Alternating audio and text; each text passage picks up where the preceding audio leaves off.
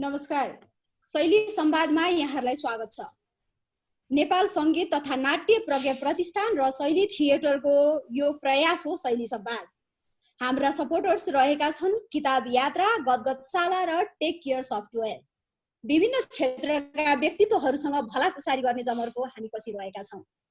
आज हाम्रो पाहुना हुनुहुन्छ प्राध्यापक, साहित्यकार, समालोचक महेश पौडेल सर। स्वागत छ यहाँलाई। नमस्कार एवं हाम्रा श्रोता दर्शकहरूमा पनि मेरो साधुवाद। यहाँ प्राध्यापक हुनुहुन्छ, अध्ययन अध्यापन पनि गरिराख्नु भएको छ। यहाँको साहित्यिक प्रवेश, साहित्यमा प्रवेश कसरी भयो त्यो चाहिँ सुन्न मन लाग्यो। प्रश्नको लागि धेरै धन्यवाद। मैले चाहिँ साहित्य एक हिसाबले भनौँ भने विरासतमै प्राप्त गरेको भन्छु म। मेरो बुवा चाहिँ साहित्यको शिक्षक र मेरो पहिलो अङ्ग्रेजी शिक्षक पनि हुनुहुन्थ्यो र मेरो बुवा चाहिँ भाषा साहित्यको शिक्षक भएको हुनाले घरमा चाहिँ साहित्यको संवाद हुने, साहित्यकारहरू आउने, साहित्य सम्बन्धी किताबहरू घरमै उपलब्ध हुने र हामीलाई घरमा पढ्नुपर्छ, लेख्नुपर्छ भनेर बुवाबाटै त्यो प्रेरणा चाहिँ मैले पाएको हुँ। र सानो हुँदा पनि गीतहरू लेख्ने, कविताहरू, कथाहरू लेख्ने र बुवाले नै त्यसलाई प्रवर्धन गरिदिने, हेरिदिने, भयो भएन भनिदिने। र त्यसले गर्दाखेरि पहिलो प्रेरणा मैले बुवाबाट पाएँ।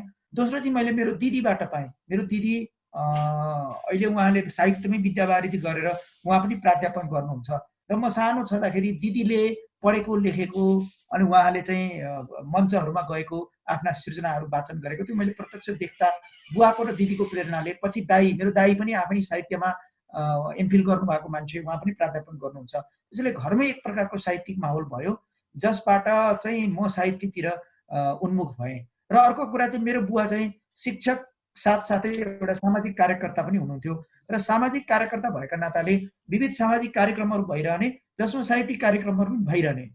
त्यस्तो कार्यक्रमहरूमा जहिले पनि बुवाले चाहिँ जानुपर्छ, भाग लिनुपर्छ, अगाडि बढ्नुपर्छ, कविता लेख्नुपर्छ, प्रतियोगिता भयो भने त्यसमा पनि जानुपर्छ भनिरहँदा यसरी चाहिँ घरबाटै सिक्दै प्रतियोगितामा जाँदै लेख्दै देख्दै देखाउँदै आज एउटा सानो साहित्यको एउटा सिकारसम्म म भएको छु। साहित्यको सिकारु भनेर भन्नुभयो यहाँले। अब कोरोनातिर जाउँ होला। यहाँले चाहिँ प्री कोरोना र पोस्ट कोरोना मा चाहिँ साहित्यिक गतिविधिलाई अवलोकन गरिराख्नु भएको छ। के लाग्छ यहाँले भन्नु पर्दाखेरि प्री कोरोना साहित्यहरू कस्ता थिए, पोस्ट कोरोना के होलान्? यो धेरै महत्त्वपूर्ण प्रश्न छ। मैले चाहिँ के देखेँ भने कोरोना भन्दा अगाडि हामी जुन प्रकारका साहित्यहरू लेख्दै, जुन प्रकारका गतिविधिहरू गर्दै, जुन सामाजिक कार्यक्रमहरू गर्दै आएका थियौँ, कोरोना आइसकेको कोरोना चाहिँ जस्तो डिसेम्बर जनवरी भनौँ न, डिसेम्बरमा चाहिँ कोरोनाको हल्ला चाहिँ विश्वभरि चल्न थाल्यो र जनवरी बितेर फेब्रुअरीको हाराहारीमा चाहिँ यो कोरोनाको समाचार चाहिँ विश्वव्यापी भयो र हामी सबै त्रसित भयौँ। र फेब्रुअरीको महिनादेखि फेब्रुअरी, मार्च, अप्रिलसम्म भनौँ, विशेष गरी यो 2-3 महिना चाहिँ हामी सबै त्रसित भयौँ। हामीलाई एकदम त्यो भएको वातावरणमा बाँचेको अनुभव भयो। त्यो अनिश्चितता पनि रह्यो, त्यो डर पनि रह्यो, त्रास पनि रह्यो र साहित्यको बजारमा, साहित्यको फिल्डमा खासै गतिविधिहरू भएनन्। हामी निरन्तर लेखिरहने मान्छे पनि हामीले पनि लेख्न सकेनौँ किनकि यो एउटा नयाँ कुरा थियो हाम्रो लागि। हामीले कहिल्यै पनि कल्पना नगरेको त्यस्तो प्रकारको एउटा महामारी, एउटा विभीषिका, एउटा समस्या थियो र त्यो समस्यासँग कसरी जुझ्ने होला, त्यसले के गर्छ होला भन्ने कसैलाई पनि थाहा नभएको त्यो एक्कासी आएको एउटा अवस्थासँग डिल गर्न हामीले पनि सकेनौँ। त्यसैले म आफैलाई हेर्दा पनि मेरा पनि सम्पूर्ण साहित्यिक गतिविधि सुरुका 2-3 महिना चाहिँ अवरुद्धै भए र मसँग काम गर्ने धेरै समूहहरूका, मेरा साथीहरूका, भाइहरूका भनौँ न सबैको गतिविधिहरू चाहिँ के भन्दाखेरि ठप्प भयो। तर बिस्तारै हामी केमा बानी पर्यौँ भने यो कोरोना भन्नु पनि यस्तै रहेछ, यसको त्रास त छ, यसको डर छ, यसले ल्याउने समस्याहरू पनि छ, तर पनि जीवनलाई त अगाडि बढाउनुको विकल्प छैन भन्ने कुरो हामी सबैले आत्मसात गर्यौँ। त्यसैले चाहिँ अहिले चाहिँ जस्तो यहाँ आज हामी शैली संवाद जुमबाट गरिरहेका छौँ भने जस्तो धेरै सङ्घ संस्थाहरूले यो टेक्नोलोजीको प्रयोग गरेर साहित्यिक कार्यक्रमहरू गरिरहेका छन् र प्रकाशन गृहहरूले पनि यसै गरी प्रकाशन पनि गरिरहेका छन् र पत्रिकाहरूले यसै गरी छापी पनि रहेका छन् भने फेरि पुनः यी गतिविधिहरू पहिलाकै जस्तो अनुपातमा नभए पनि कुनै न कुनै वैकल्पिक माध्यमबाट यो चिज आएको छ भन्ने मैले देखेको छु। अर्को कुरा अगाडिको र पछाडिको साहित्यको कथ्यको त्यो अन्तर्यको कुरा गर्दाखेरि कोरोना पछि चाहिँ डेफिनेटली अहिले हामीले लेखेको साहित्यमा कोरोना एउटा विषय बनेर आएको छ एउटा कुरो कोरोना आफै एउटा विषय हो अहिले। दोस्रो कुरा, सर्वशक्तिमान भनेको मान्छे, मान्छे जो सर्वशक्तिमान थियो, साहित्यको केन्द्रमा जो मान्छे थियो, अहिले मान्छेलाई एउटा आँखाले पनि देख्न नसकिने, मान्छेको कपालभन्दा पनि 1000 गुणा सानो भाइरसले मान्छेको सम्पूर्ण सभ्यतालाई पनि स्तब्ध गराएको छ भने मान्छे त सर्वशक्तिमान होइन रहेछ भन्ने एउटा चेतना। त्यसैले केन्द्रबाट मान्छे नेपथ्यमा सरेको छ, केन्द्रबाट मान्छे मार्जिनमा सरेको छ। हामीले सर्वशक्तिमान भनेको अमेरिका हेऱ्यौँ, अमेरिका चाहिँ कोरोना संक्रमणको सबभन्दा माथिल्लो ग्राफमा अमेरिका छ। हामीले सर्वशक्तिमान भनेको बेलायतलाई हेऱ्यौँ, युरोपमा सबभन्दा बदतर अवस्था बेलायतको छ। यस्तै शक्ति राष्ट्रहरू जर्मनी हेऱ्यौँ, शक्ति राष्ट्रहरू फ्रान्स हेऱ्यौँ, अहिले ब्राजिलको पनि हेरिरहेका छौँ। हाम्रो मित्र राष्ट्र भारत छिमेकमा छ, भारत पनि हेऱ्यौँ र चीन पनि हेऱ्यौँ। यी तमाम कुराहरू हेर्दाखेरि मान्छेको शक्ति भन्नु पनि एउटा भ्रम रहेछ र आफूलाई केन्द्रमा घोषणा गरेको मान्छे सदैव केन्द्रमा सर्वशक्तिमान रहँदो रहेछ भन्ने एउटा बोध अब आउने साहित्यले अंगीकार गरेको मैले देखेको छु। र यसको विविध अर्थ हुन्छ कि वातावरण चाहिँ प्रमुख कथ्यको रूपमा आउने, अथवा भनौँ न यो प्लानेटारिटी भन्छौँ कि हामीले, वैश्विकता, यो एउटा पृथ्वीको केन्द्रता, पृथ्वीलाई पृथ्वी चाहिँ केन्द्र हो, मान्छे चाहिँ केन्द्र होइन भन्ने, मान्छे सडनली केन्द्रबाट हटेर अन्य कुराहरू केन्द्रमा आउने, यस्ता तमाम परिवर्तनहरू साहित्यमा आउँदै गरेको चाहिँ मैले अनुमान गरेको छु। फुर्सद यति बेला टन्नै छ, फुर्सद छ, तर यहाँले भन्नुभयो जस्तो साहित्यिक गतिविधि चाहिँ कम भइरहेको छ वा पुस्तकहरू चाहिँ प्रकाशन कम भएको छ। यति बेला के रहेछ सर, भर्चुअली किताब पब्लिस गर्ने माहौल छ कि छैन? कस्तो रहेछ भने लेखकहरू दुई प्रकारले सोच्ने लेखकहरू हुन्छन्। एक प्रकारका लेखकहरू किताब आओस् र व्यावसायिक प्रकाशन गृहले त्यो किताबलाई बजारमा लैजाओस्, पाठकसम्म पुर्याओस् भन्ने एक थरी हुन्छन्। त्यो एउटा किताका लेखकहरू। जस्तो अर्को किताका लेखक म जस्ता, जो किताब आओस् र बजारमा जाओस् होइन कि किताब सँगसँगै हामी पनि यात्रा गर्छौँ। जस्तो मैले त्यसपछि फुलेन गोदावरी भन्ने मेरो कथा सङ्ग्रह आउँदाखेरि मैले 19 ठाउँ कार्यक्रम गरेको छु। जस्तो सुदूरपश्चिमदेखि सुदूरपूर्व। म चाहिँ त्यसमा त किताबको बिक्री भन्दा पनि त्यो किताबको माध्यमबाट नयाँ नयाँ पाठकहरूसँग परिचित हुने, नयाँ नयाँ ठाउँहरूमा जाने, नयाँ सम्भावनाहरूको खोजी गर्ने एउटा सम्भावनाको रूपमा हेरिन्छ। अनि म जस्ता लेखकहरू कोरोनाको महामारी रहेको यो मौसममा किताब छाप्नतिर लालायत भएनौँ। किताब छाप्न चाहनु हो भने अहिले पनि केही न केही जस्तो मेरो कथा सङ्ग्रह नै तयार छ। मैले कविता सङ्कलन गरेँ भने मसँग त्यति कविताहरू छन् भने त्यसलाई छाप्न सक्थेँ, तर म भित्र जाँगर रहेन। र त्यस्ता अरू पनि धेरै म लेखकहरू चिन्छु जसले कोरोना कालमा भने किताब पब्लिस गरेर नजाउँ भन्ने एक थरी हामी जस्ता लेखकहरू छौँ, जो सिधै पाठकसँग संवाद गर्न चाहन्छौँ र जान चाहन्छौँ, दौड्न चाहन्छौँ, हिँड्न चाहन्छौँ। तर केही लेखकहरू जसलाई छापिनुसँग मतलब छ, छापिनु उहाँहरूको प्राथमिक कुरा हो भने उहाँहरूको किताब चाहिँ छापिरहे। अहिले पनि बजारमा किताबहरू आइरहेका छन्, तपाईँहरूले देख्नुभयो होला। भर्खरै एउटा प्रकाशन गृहले एकैचोटि 4वटा किताब विमोचन गरेको भनौँ न एउटा समाचार सञ्चार माध्यममा 1 हप्ता अगाडि मैले पढेको थिएँ। एकैचोटि 4वटा किताबहरू बजारमा आए र अहिले पनि किताब आउने चाहिँ त्यो माहौल चाहिँ जारी भएको मैले देखेको छु। त्यसले गर्दाखेरि तपाईँ किताबलाई कसरी हेर्नुहुन्छ भन्ने कुराले चाहिँ त्यो कुरा निर्धारण गर्ने रहेछ। म जस्ता लेखकहरू पर्ख र हेरको स्थितिमा छौँ, आफ्नो काम घरमा गरिरहेका छौँ, किताबलाई सकेसम्म राम्रो, सकेसम्म परिपक्व बनाउने कोसिसमा छौँ भने एक थरी लेखकहरू जो प्रत्यक्ष पाठकसँग नपुगे पनि किताबै पुगोस् भनेर सन्तुष्ट हुनुहुन्छ, उहाँहरूका किताब चाहिँ आइरहेको मैले देखेको छु। यो दुईटा धार स्पष्ट देखिएको छ। लकडाउनको बेलामा यहाँले देश विदेशतिर चाहिँ अन्तर्क्रिया गर्नु भइरहेको छ भर्चुअल माध्यमबाट। यहाँ कतिको आशावादी हुनुहुन्छ अब नेपाली साहित्यलाई लिएर? पहिलो कुरा चाहिँ लकडाउनको बिचमा गरेका गतिविधिहरूको बारेमा थोरै कुरा भन्छु।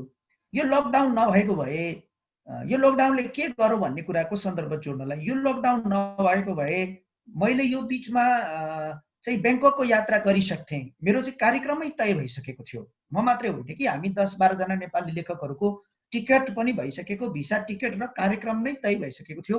थाइल्यान्डको एउटा युनिभर्सिटीसँग टाइअपमा हामी जाने तयारीमा थियौँ। एउटा कुरा। दोस्रो कुरा, यो लकडाउन नभएको भए जुलाईको महिनामा सायद हाम्रा भुटानी साथीहरूको सहकार्यमा म अमेरिकामा हुन्थेँ र उहाँसँग कार्यक्रम गरिरहेको हुन्थेँ। मैले एक दुईवटा उदाहरण भनेको, लकडाउन नभएको भए म लगायत मेरा 4-5 जना साथीहरू हामी चाहिँ ढाका जाने तयारीमा थियौँ, साथीहरूको भिसा पनि आइसकेको थियो, कार्यक्रम तय भइसकेको थियो, कार्यक्रमको तालिकामा हामी प्रवेश गरिसकेका थियौँ। र म एउटा मान्छेको कुरा गर्दा त 3-4 वटा कार्यक्रम प्रभावित भए मेरो राष्ट्रिय अन्तर्राष्ट्रिय भित्र देशभित्र त कति भए अनगिन्ती म भन्नै सक्दिनँ तपाईँलाई भने कोरोनाले साहित्यिक कार्यक्रमहरूको हकमा धेरै ठुलो प्रभाव पारेको छ, यो चाहिँ मैले देखेको छु। तर आशावादिताको कुरा जो छ, म जहिले पनि पोजिटिभ थिङ्कर हो सरस्वती बहिनी, म तपाईँलाई भन्छु जहिले पनि पोजिटिभ थिङ्कर हो। एक दोस्रो कुरा, हामीले महामारी अहिले हाम्रो लागि कोरोना हाम्रो अगाडि छ र हामीलाई एउटा नयाँ अनुभव भएको छ। तर कोरोना नयाँ होला, तर प्लेगको महामारी मान्छेको सभ्यतामा नआएको होइन, अगाडि आएकै हो। भनौँ न निमोनियाको महामारी पनि मान्छेको जीवनमा आएकै हो। यस्ता रोग व्याधका अतिरिक्त प्राकृतिक प्रकोपहरू पनि आएका हुन्, बाढी पहिरोका प्रकोपहरू होइन, इबोला भाइरसको प्रकोपहरू, अरू प्रकारका पेन्डेमिक्सहरू होइन, विश्वयुद्धका विभीषिकाहरू, युद्धका त्रासहरू, भूकम्पहरू आइ नै रहेका छन्। तर मान्छेको सिर्जना चाहिँ कस्तो हुने रहेछ भने जस्तो जर्जरतामा पनि त्यो जर्जरतामा फुटेको ठाउँबाट उम्रने पिप्पल हो सिर्जना शक्ति। त्यसले गर्दाखेरि त्यो आशावादिता के भने यो समय हेर्नुहोस्, यो बादल सधैँ लाग्छ भन्ने मलाई लाग्दैन। बादल फाट्छ, घाम लाग्छ। भोलि घाम लागेर आउँदाखेरि आज घरमा बसेर हाम्रा लेखकहरूले तयार जो गर्नुभएको छ सामग्री, जो कथा, कविता, कहानी, उपन्यास जो लेख्नु भएको छ, त्यसको एउटा ठुलो उभार, एउटा भेल, एउटा धेरै ठुलो त्यसको एउटा विस्फोट हुनेवाला छ, जसले अबको आधा शताब्दी अथवा 1 शताब्दी त्यसले प्रभावित पारिरहन्छ भन्ने पक्षमा म छु। त्यसले गर्दाखेरि मेरो आशावादिता अक्षुण्ण छ। म आफू पनि लेखिरहेको छु र मेरा साथीहरू जो मलाई हेरिराख्नु भएको छ निरन्तर काम गरिरहन म अनुरोध गर्दछु। अहिलेको नेपाली साहित्य र युवा पुस्ताहरूको आकर्षणलाई यहाँले कसरी लिनुहुन्छ? यो धेरै युवा पुस्ताहरू तपाईले हजुर, र यो प्रश्न मलाई व्यक्तिगत रूपले धेरै मन पनि पर्यो, किनकि मेरो उमेर जति भए पनि त्यो उमेरको पोल अहिले खोल्दिनँ म। तर म एकदमै युवा पुस्ताहरूसँग काम गर्न साह्रै धेरै मन पराउने एउटा त्यो नेचरको लेखक हुँ। यद्यपि भनौँ न मेरो रिलेसन, मेरो सम्बन्ध भनेको अग्रज पुस्ताहरूसँग पनि छ होइन। म सत्यमोहन दाईको घरैमा जान्छु, अभि गुरु मेरो आफ्नै गुरु हुनुहुन्छ, तुलसी दिवस सरहरूको पनि त्यो प्रेम सानिध्य मलाई प्राप्त छ होइन। गोपाल पराजुली सर जो मदन पुरस्कार विजेता यो वृद्ध हुनुहुन्छ, उहाँको प्रेम प्राप्त छ भनेपछि यो पुस्तासँग पनि काम गरिरहेको छु।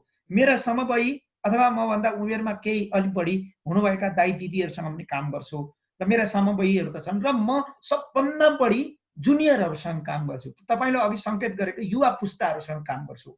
उनीहरूसँग कविताको फाँटमा काम गरिरहेको छु, उनीहरूसँग कथाको फाँटमा म काम गरिरहेको छु, र उनीहरूसँग अरू प्रशिक्षणहरूमा काम गरिरहेको छु। जस्तो अफलाइन थिङ्करसँग काम गरिरहेको छु अहिले, जस्तो BP Koirala Institute of Medical Sciences धरानसँग म काम गरिरहेको छु। अहिले शैली थिएटरसँग तपाईँसँगै छु, म काम गरि नै रहेको छु होइन। भने युवाहरू जहाँ छन् म काम गरिरहेको छु। मैले 2 प्रकारका युवा स्रष्टा देखेको छु। एक प्रकारका युवाहरू एउटा फेसनमा छन्, फेसनबाट आकर्षित छन्। केही कवि लेखकहरू भव्य रूपले सफल भए, स्टेजमा पनि सफल भए, पर्फर्मेन्समा सफल भए, उनीहरू देश विदेश गए, भनौँ न अन्तर्राष्ट्रिय कार्यक्रमहरूमा भिजिट गरे। त्यो देखेर त्योबाट लालायित भएर त्यसको सिको गरेर आउने एउटा युवा पुस्ताको जमात पनि मैले देखेको छु। र उनीहरूलाई चाहिँ मैले भन्ने गरेको छु, तिमी जस्तै भएर उभिनुपर्छ। कसैको सिको गरेर उभिनु अथवा कसैको अन्यको भनाइ अथवा गराइ देखेर उभिनु चाहिँ त्यो दुर्गामी नहुन सक्छ। यस्ता केही युवा छन् भने केही युवा चाहिँ यस्ता छन् जो साँच्चीकै सिर्जना शक्ति भएका छन् र साँच्चीकै समर्पणका साथ आइरहेका छन्। उनीहरू सो प्रेरणाले आइरहेका छन्। लेखक बन्न मात्रै होइन कि आफूसँग एउटा दृष्टिकोण छ, एउटा दृष्टि छ, एउटा विश्व दृष्टि छ, आफ्नो एउटा भन्नु छ। त्यसलाई स्थापना गर्नका लागि उनीहरू आइरहेका छन् र उनीहरू बाटो खोजिरहेका छन्, उनीहरू साथ खोजिरहेका छन्, उनीहरू माया खोजिरहेका छन् र प्रेरणा खोजिरहेका छन्। र यस्ता थोरै युवाहरू जो यस्तो साथ, माया, ममता र प्रेरणा खोजिरहेका छन्, यिनीहरूको पक्षमा उभिनुपर्छ भन्ने सोचाइमा म छु। र मैले चाहिँ सकेसम्म यस्ता युवाहरूलाई प्रेम गर्ने, ध्यान उनीहरूसँग चाहिँ उठबस गर्ने, उनीहरूको चाहिँ रचनाहरूलाई गुडमेल गर्नमा सहयोग गर्ने र उनीहरूबाट पनि केही सिक्ने र उनीहरूको सुन्दर केही सिर्जना फेला पार्यो भने सञ्चार माध्यमहरूसँग कोअर्डिनेसन गर्ने र प्रकाशित गर्ने भन्ने त्यो ध्यानमा छु। म एउटा प्रुफ त्यसको म तपाईँलाई देखाउँछु। मेरो हातमा एउटा किताब छ, मैले आदरणीय श्रोता दर्शकहरूलाई देखाएँ। यो किताबको नाम उज्यालोका मालीहरू। म तपाईँहरूलाई जानकारी गराउँ, यसमा 11 जना भनौँ न 15-18 वर्षका उमेरदेखि 25-26 वर्षका तपाईँले भनेको युवा 11 जना युवाहरूका यहाँ 10 वटा कविता सङ्ग्रहित छन्। 110 वटा कविता 11 जना युवाहरूको कविता हो र यसमा आएका कतिपय युवाहरू पहिलोपल्ट छापामा उनीहरूको सृजना यही किताबमा प्रकाशित भएर आयो। कतिपय यस्ता छन् जसको कुनै न्युज पेपरमा पनि छापिएको थिएन, कुनै म्यागजिनमा पनि कविता छापिएको थिएन, फर्स्ट टाइम। र यो किताब अत्यन्तै लोकप्रिय भएको समाचार त तपाईँहरूलाई पनि थाहा छ। मैले युवा पुस्ताहरूसँग म यसरी प्रेमपूर्ण काम गरिरहेको छु भन्ने प्रमाणको रूपमा मैले उज्यालो कमाली देखाएको। अब अर्को चाहिँ प्रमाण के छ भने अहिले फेरि यो लकडाउनको बिचमा यसमा चाहिँ 10 जना मालीहरू 11 जना मालीहरू कलेक्ट भए। यस्ता अरू 11 जना, अरू 22 जना, अरू 33 जना पनि सङ्ग्रहित हुनुपर्छ भन्ने अभियानमा म लागेकै छु। उनीहरूको सृजनामा काम भइरहेछ। र अर्को एउटा चाहिँ उनीहरूको कथा सङ्ग्रहमा मैले काम गरिरहेको छु। एउटा ग्रुप बनाएको छु र उनीहरू चाहिँ मसँग चाहिँ मैले उनीहरूलाई केही सिकाउने, उनीहरूले मलाई केही सिकाउने एउटा ग्रुपमा हामी काम गरिरहेका छौँ। र मलाई लाग्छ यो दसैँ तिहार पछाडि उनीहरूको कथा सङ्ग्रह पनि नेपाली बजारमा आउनेछ, जसले युवाहरूको त्यो सृजन शक्तिको एउटा प्रमाण नेपाली पाठकहरूको बिचमा चाहिँ पुर्याउनेछ भन्ने मलाई लाग्छ।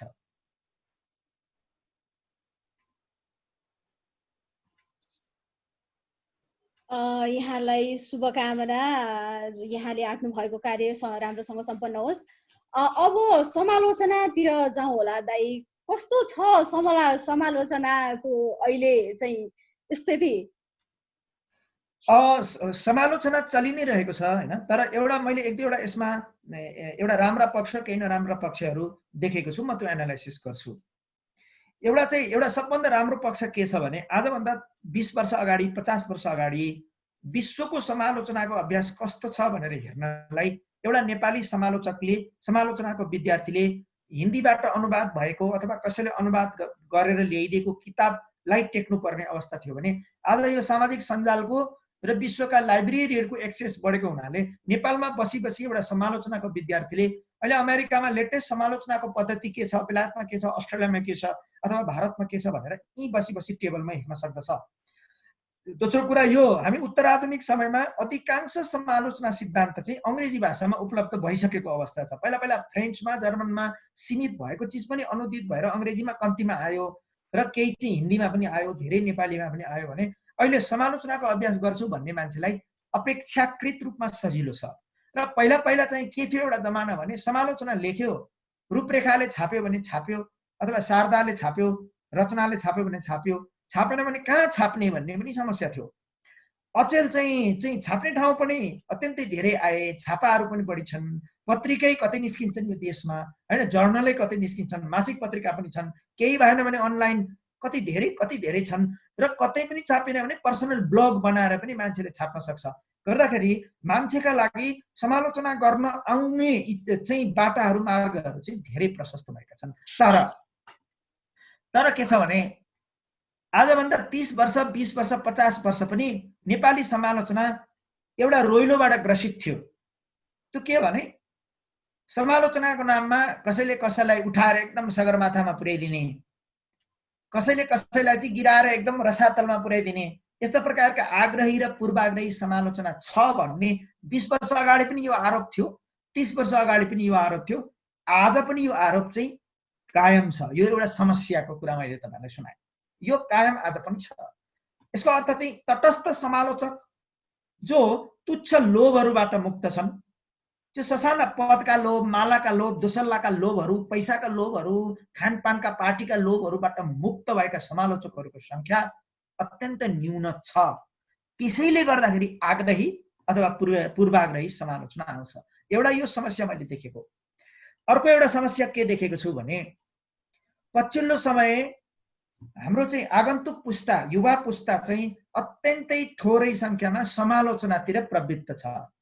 धेरै मान्छेहरू कविता लेख्न आइरहेका छन्, धेरै गजल लेख्न आइरहेका छन्, अनि धेरै नाटक खेल्न आइरहेका छन्, त्यो तपाईलाई पनि थाहा छ।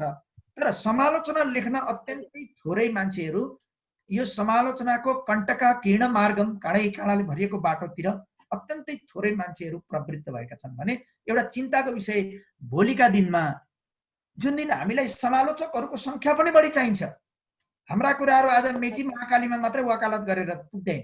आज हामीले हाम्रा कुराहरूको वकालत न्युयोर्कमा पनि गर्नुपर्छ, मेलबर्नमा पनि गर्नुपर्छ, बेजिङमा पनि गर्नुपर्छ, लन्डनमा गर्नुपर्छ, टोकियोमा गर्नुपर्छ। मेची महाकालीको सीमा नागेर हामी विश्व मञ्चमा जानुपर्छ भने हामीलाई नेपाली अङ्ग्रेजी दुवै भाषामा बाचाल सकिन्छ भने फ्रेन्चमा पनि, हिन्दीमा पनि, जर्मनीमा पनि, जर्मन भाषामा यस्ता समालोचकहरूको सङ्ख्या बढी चाहिने बेलामा चाहिँ स्वाटै घटेको छ सङ्ख्या। तपाईँ एउटा बुक रिभ्यू कसलाई लेखाउने भन्यो भने 10 पल्ट चिन्तन गर्नुपर्छ। एउटा सैद्धान्तिक समालोचना कसलाई लेखाउने भन्दा 15 पल्ट चिन्तन गर्नुपर्छ। सङ्ख्या घटेको छ, यो चाहिँ चिन्ताको विषय हो। सङ्ख्या घटेको छ, चिन्ताको विषय हो भनेर भन्नुभयो यहाँले।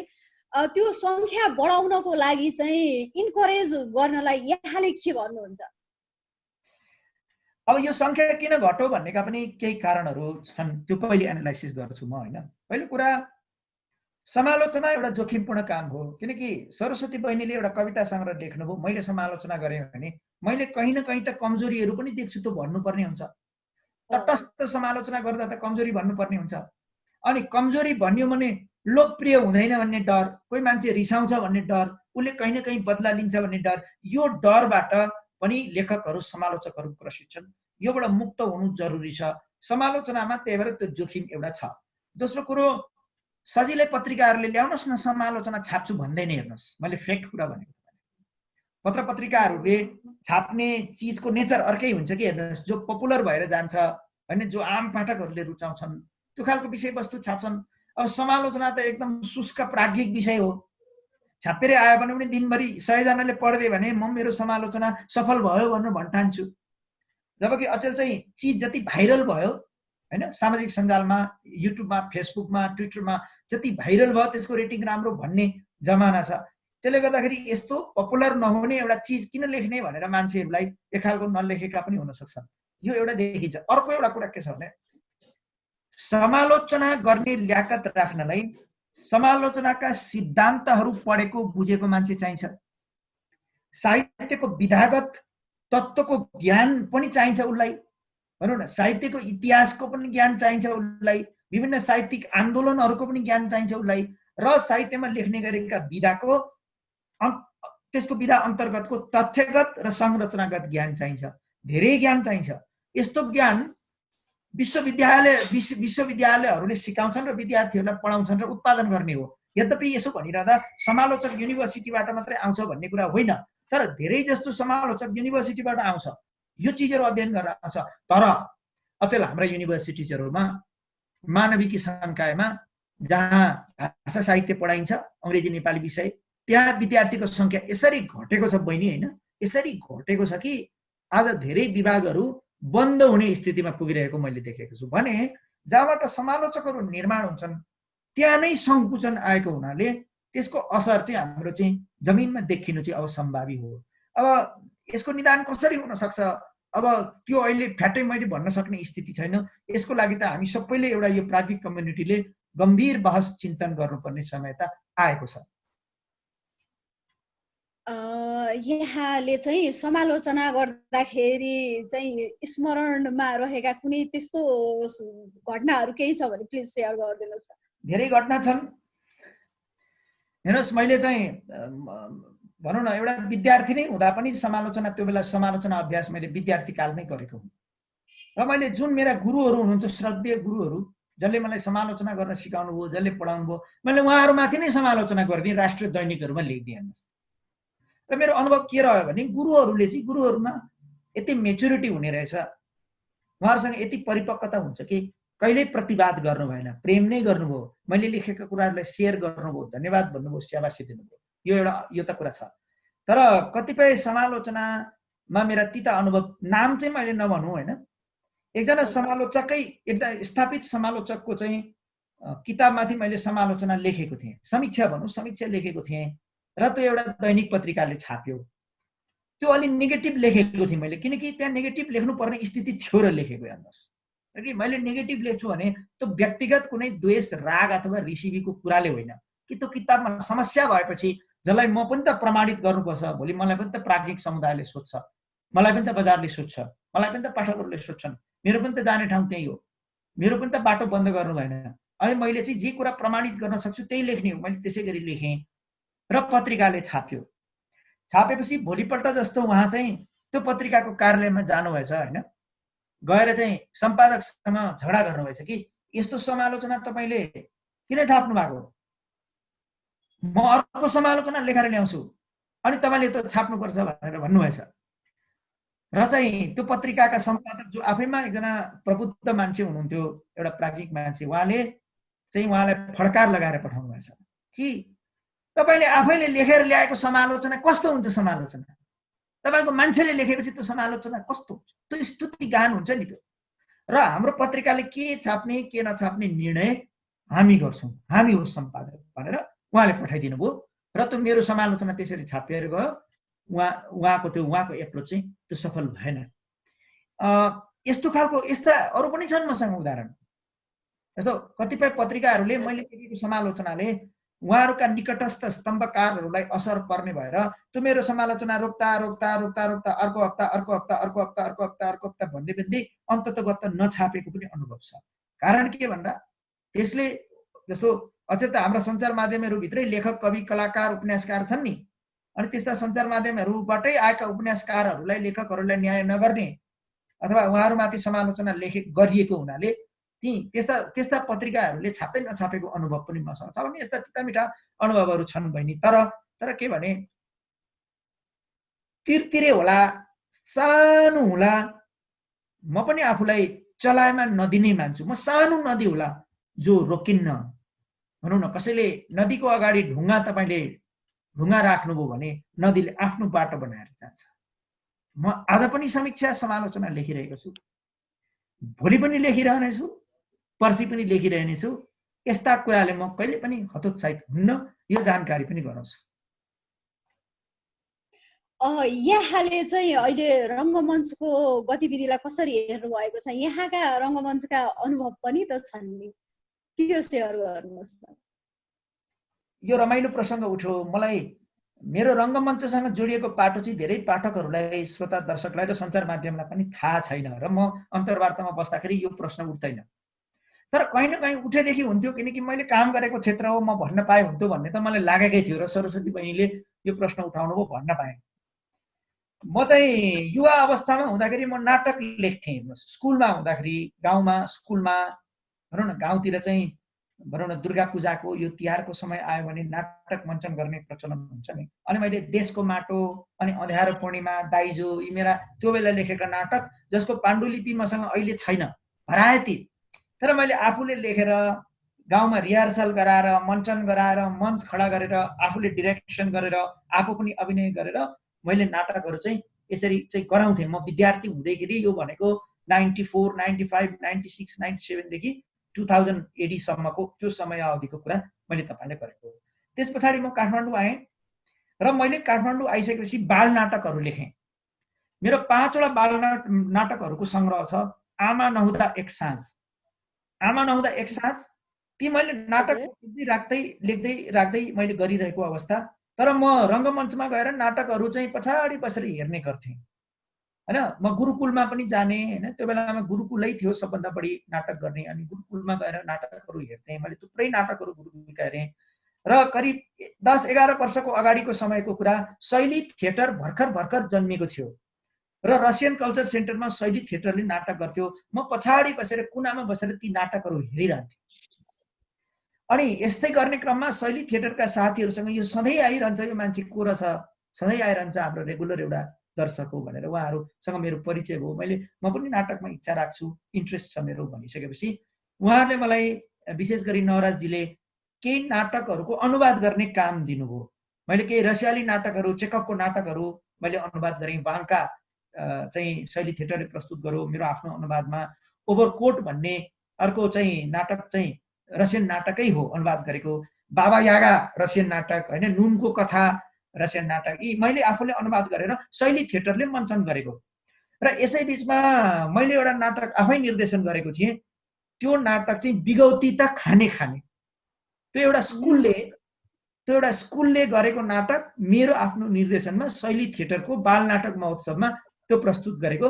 त्यहाँ चाहिँ त्यो मेरो निर्देशन अलिअलि देखिसकेपछि नवराजजीले मलाई बोलाउनु भयो र सर हामीसँग नाटकमा काम गरौँ भन्नुभयो र दुईटा मोडमा, एउटा एज ए राइटर हैन नाटकको लेखक अनुवादकको रूपमा काम गर्ने, एउटा अभिनय पनि गरौँ भन्नुभयो र मैले शैली थिएटरसँग अभिनय पनि गरेको छु। त्यसको सरकारी निरीक्षक भन्ने जो नाटक छ त्यो सरकारी निरीक्षक नाटकमा चाहिँ मैले चाहिँ अभिनय गरेको। त्यो नाटक चाहिँ मेरो आफ्नो उपस्थितिमा 21 पटक 20-21 पटक हो कि कति पटक हो, तर धेरै पटक भनौँ न चाहिँ त्यो चाहिँ नाटक चाहिँ 68 सालमा चाहिँ शैली थिएटरले त्यहाँ मञ्चन गरेको हो। त्यहाँ चाहिँ मैले पहिलोपल्ट काठमाडौँमा ठुलो रङ्गमञ्चमा त्यसरी नाटकमा अभिनय गरेको हो। र त्यस पछाडि यो आमा नहुँदा एक साँझ मैले लेखेको किताब केटाकेटी मिडियाले प्रकाशित गरौँ, त्यहाँभित्रको सबै नाटकहरू देशभरिमा कहीँ न कहीँ सबै मञ्चन भइसक्यो बहिनी। 5वटा नाटक छन्। बिगौती त खाने हामीले आफै गर्यौँ। आमा नहुँदा एक साँझ शैली थिएटरले आफूले गर्यो, त्यो आफै गर्यो शैली थिएटरले, नवराजीले त्यसलाई डिरेक्सन गर्नुभयो र त्यसभित्रका अरू नाटकहरू विभिन्न स्कुलहरूमा विभिन्न ठाउँहरूमा मञ्चन भएको मलाई अनुभव छ। त्यसले गर्दाखेरि नाटकसँगको मेरो लगाव अत्यन्तै प्रिय हो। तर रिहर्सल गर्न सधैँ जानुपर्ने र धेरै समय दिनुपर्ने हुनाले त्यो अभिनयको पाटोबाट चाहिँ म हटेको हुँ। नाटक लेखिरहेको छु, अनुवाद गरिरहेको छु, नाटकको लागि गीतहरू पनि लेखिरहेको छु, नाटकको अध्ययन गरि नै रहेको छु। अन्तमा एउटा कुरा भन्छु यही नाटकको सन्दर्भमा, यो श्रोताहरूलाई दर्शकहरूलाई जानकारी होस्, नेपाल प्रज्ञा प्रतिष्ठानको अनुवाद विभागले वर्षमा एउटा म्यागजिन छाप्छ जसको नाम हो रूपान्तरण। त्यो रूपान्तरणको एक्जिक्युटिभ एडिटर म आफै हुँ र यो साल अहिले चाहिँ नाटक विशेषाङ्क तयार गरेको छ नेपाल एकाडेमीले र नाटक विशेषाङ्क भएको हुनाले त्यहाँ चाहिँ धेरै नाटकहरू चाहिँ प्रकाशित हुँदैछन् र नेपालको नाट्य गतिविधिहरूको बारेमा मैले एउटा सर्वे गरेको छु, त्यसमा शैली थिएटरको कुरा पनि आउँछ, अरू थिएटरको कुरा पनि आउँछ। त्यो एउटा सर्वे पनि त्यहाँ प्रकाशित हुँदैछ। धन्यवाद। नाटकको सन्दर्भमा नाटक अभिनय गर्ने चाहिँ अब रहर छैन दाजु? रहर त जति छ, यो रहर भन्ने कुरा यस्तो रहेछ कहिल्यै नमर्ने रहेछ। तर अब म एउटा प्राध्यापनमा पनि छु, अरू लेखनहरूमा छु, घरका जिम्मेवारी र तमाम जिम्मेवारीले गर्दा रिहर्सलको लागि जो हरेक दिन जान पर्ने र त्यो क्यारेक्टरलाई इन्टर्नलाइज गर्नुपर्ने, क्यारेक्टरभित्र प्रवेश गर्नुपर्ने र नाटक गर्दासम्म त्यो क्यारेक्टरमै बाँच्नुपर्ने जो समय र समर्पण जो हुन्छ त्यो अहिले मैले म्यानेज गर्न अहिलेको समयमा नसकिरहेको अवस्थाले गर्दा म अभिनय गर्न भ्याइरहेको छैन। तर मलाई आशा छ होइन, मेरो कपाल अलिक फुल्दैछ, कपाल झर्दैछ, बुढो पनि हुँदैछु। तर यस्तै चरित्र पनि त चाहिन्छ नि त नाटकमा। नाटकमा सधैँ जवान पात्रहरू चाहिँदैन, अलिक बुढो पात्रहरू चाहिएको खण्डमा र तपाईँहरूले बोलाएको खण्डमा भोलिका दिनमा म फेरि पनि अभिनय गर्छु भन्ने मनमा विश्वास छ। नाटकलाई लिएर यहाँको रुचि, समर्पण, त्यसको लागि हार्दिक धन्यवाद। यहाँले नाटकलाई सर्वे गरेको छु भनेर भन्नुभयो। अहिले अब पहिला नाटक हेर्न जानुहुन्थ्यो, अहिले त जान सक्ने स्थिति छैन। यहाँले चाहिँ नाटकलाई अब कसरी लाने भनेर सुझाव केही दिनु पर्यो भने के भन्नुहुन्छ होला त? अब अहिले यो लकडाउन पेन्डेमिकको अवस्थामा जसरी हामीले चाहिँ जस्तो प्रकारको रङ्गमञ्च हुन्छ त्यसरी नाटक गर्ने स्थिति त छैन, किनकि नाटक गर्नु श्रोता दर्शक आउनुसँग रिलेटेड कुरा छ होइन। नाटक चाहिँ अभिनय चाहिँ हाम्रो चाहिँ श्रोता दर्शकहरूको अगाडि गरेको अभिनय चाहिँ जीवन्त रहन्छ र नत्र त अरू खालका नाटकहरूको लागि त चलचित्र छँदैछ नि, डकुमेन्ट्री छँदैछ नि। जुन प्रकारको नाटकको हामी कुरा गर्दैछौँ त्यो प्रोसेनियम नाटक, त्यो चाहिँ प्रत्यक्ष रूपले दर्शकहरूसँग गर्ने नाटक। त्यस्ता नाटकहरू यो लकडाउनको अवस्थामा सोसियल डिस्टेन्सिङको समयमा चाहिँ त्यो सम्भव हुँदैन, सम्भव हुने नै देखिँदैन। तर के भने जस्तो अहिले जस्तो शैली थिएटरले अहिले गरिरहेछ, यसै गरी विभिन्न थिएटरहरूले नाटकसँग सम्बद्ध विमर्शहरू, नाटक लेखनका यस्ता चाहिँ भर्चुअल कार्यशालाहरू, नाटकमाथिका विमर्शहरू, नाटकमाथिका डिस्कसनहरू, नाटकमाथिका प्रकाशनहरू चाहिँ निरन्तर जारी राख्न सक्छ भन्ने मलाई लाग्दछ र त्यो भइ पनि रहेको मैले देखेको छु। त्यसले गर्दाखेरि यो एउटा इन्क्युबेसन पिरियड हो, यो तयारीको पिरियड हो भन्ने मलाई लाग्छ। भोलि समय अनुकूल भएपछि फेरि नाटकहरू त आउने नै छन्। तत्काललाई त अब त्यस्तो फिजिकल नाटक सम्भव हुने देखिँदैन। नेपाली रङ्गमञ्चलाई पनि माया गर्नु भएको छ यहाँले, नाटकका अनुभव पनि सुन्यौँ हामीले, समालोचनाका कुरा पनि गऱ्यौँ, साहित्यलाई पनि कुरा गऱ्यौँ। अब नेपाली साहित्य र विश्वका अरू साहित्यहरूलाई चाहिँ यहाँले भन्नु पर्दाखेरि कम्पेयर गर्नु पर्दाखेरि कसरी व्याख्या गर्नुहुन्छ? यो चाहिँ धेरै बृहत प्रश्न छ। के देखिन्छ भने नेपाली साहित्यमा नेपाली साहित्यको जस्तो देवकोटाकालीन समय जो छ अथवा रिमालकालीन समय अथवा बालकृष्ण समकालीन समय, त्यो समयभन्दा अगाडि जस्तो भानुभक्तहरूको सुभानन्द दासहरूको समयमा चाहिँ के देखिन्छ भने नेपाली साहित्य चाहिँ नेपालको चाहिँ वैदिक चिन्तन होइन, पुरानो आदिम समयको भनौँ न संस्कृत साहित्य अथवा पूर्वीय वेदान्त साहित्य अथवा संस्कृत साहित्य धार्मिक साहित्यबाट प्रभावित साहित्य हो। जस्तो भानुभक्तको पनि त्यो हो। भानुभक्तको चाहिँ धेरै चाहिँ त्यो प्रभावित हो र अलिकति फुटकर चाहिँ देशभित्रका देशकाल परिस्थिति र सामाजिक परिवेशहरूबाट प्रभावित हो। त्यो कुरा चाहिँ लामो समय र देवकोटा अथवा बालकृष्णसम्म अथवा गोपाल प्रसाद रिमालको समय आइसकेपछि चाहिँ नाटक पनि कविता पनि काव्य पनि धेरै हदसम्म पाश्चात्य साहित्यबाट प्रभावित भएको देखियो। जस्तो कि देवकोटा पनि जस्तो 19th सेन्चुरी अमेरिकन रोमान्टिस्ट ब्रिटिस रोमान्टिस्टसँग धेरै प्रभावित थिए। बालकृष्णसम्मका नाटकहरू तपाईँको शेक्सपियरका नाटकहरूबाट धेरै प्रभावित छन्। अनि गोपाल प्रसाद रिमालका नाटकहरू इब्सेनबाट प्रभावित छन् त्यो बेलाका होइन नाटक लेखन भने। त्यो बेला अलिक पछि आएर पारिजातहरूको लेखन चाहिँ पश्चिमको चाहिँ तपाईँको अस्तित्ववादी लेखनहरूबाट प्रभावित छ। पुष्कर लोहनीहरूको लेखन चाहिँ तपाईँको चाहिँ सिगमन्ड फ्राइडहरूबाट प्रभावित छ भने त्यो पाश्चात्य प्रभाव भनौँ न पश्चिमको प्रभाव चाहिँ त्यो बिचको साहित्यमा देवकोटाकालीन समयदेखि कमसेकम यो चाहिँ 60को दशक 70को दशक भनौँ न सम्म चाहिँ प्रभावित भएको। 60को भनेको मैले चाहिँ एडीको भनेको विश्वयुद्ध दोस्रो विश्वयुद्ध सकेर दोस्रो अथवा तेस्रो दशकसम्म। त्यस पछाडि 80 सालदेखि पछाडिको नेपाली साहित्य चाहिँ अचल। त्यसमा पाश्चात्य प्रभाव यो भौगोलिकरणको प्रभावहरू त छँदैछ होइन, इन्टरनेटको प्रभाव, माइग्रेसनको प्रभाव, डायस्पोराइजेसनको प्रभाव छ। तर एउटा भगालो यस्तो शक्तिशाली तरिकाले नेपाल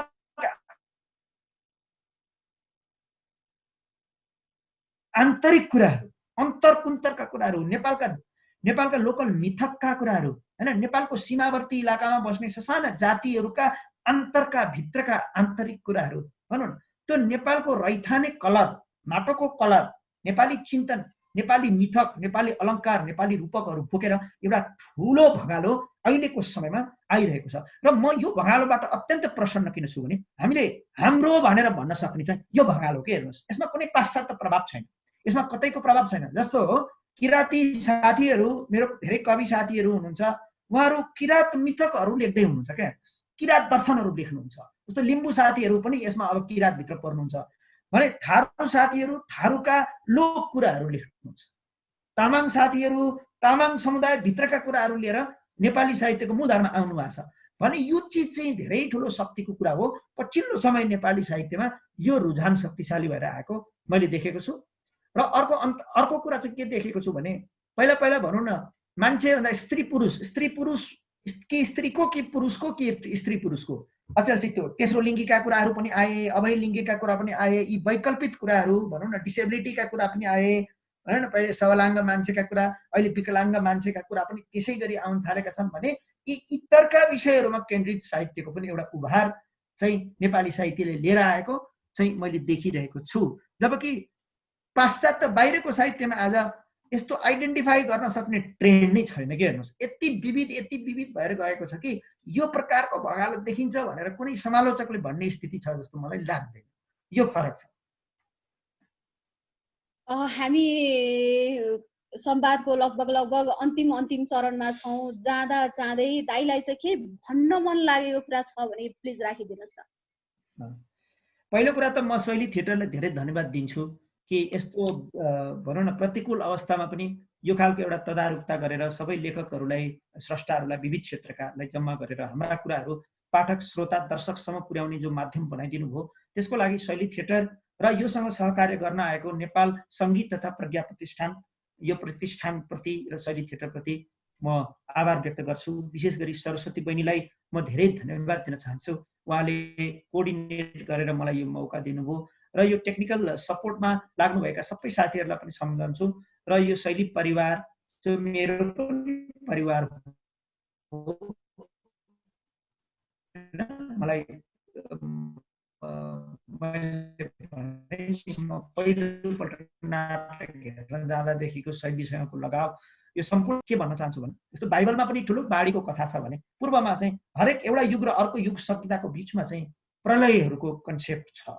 यी प्रलयहरू, यी बाढी पहिरोहरू यी रहन्छन् र यस्ता हरेक दुःखले केही न केही उज्यालोको पाठ पढाएरै जान्छ। बुद्धको जीवनबाट दुःखको पाटो निकालिदिउँ, बुद्ध कहीँ उभिँदैनन्।